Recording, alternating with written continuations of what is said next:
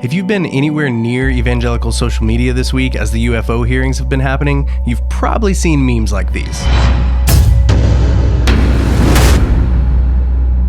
And while I don't necessarily want to talk about the existence of aliens, I do want to talk about the crazy evangelical belief called the rapture.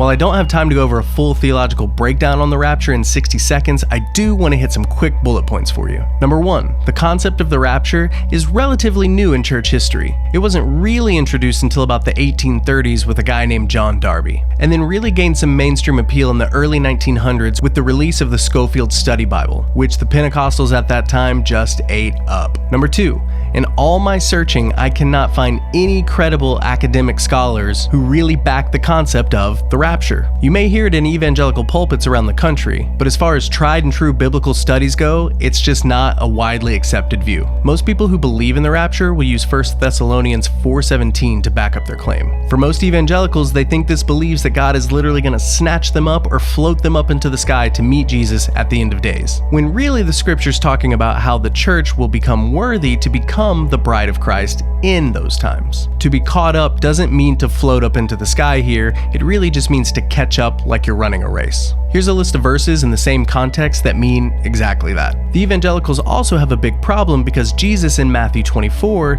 says that all this doom and gloom that he's referencing was going to happen before the end of the generation that he was talking to. 2,000 years later, and evangelicals are still waiting on the doom and gloom. We could definitely go into a deep dive over that later, but I'd love to hear your thoughts. And my last point is most church historians think this idea of the rapture in the early 1900s was a result of two things. One, powerful men with influence in the Christian community used this bad theology to scare people back into the church and back into their altars. Number 2, people in the early 1900s all the way through today experienced things like World War I, World War II, and the creation of nuclear bombs that could literally destroy the world times over. So you can see why the idea of Christians escaping Earth sounded pretty good. So what do you think? Does the theological concept of the rapture stand up on its own? Or is it just another evangelical scare tactic created to keep people under the evangelical control?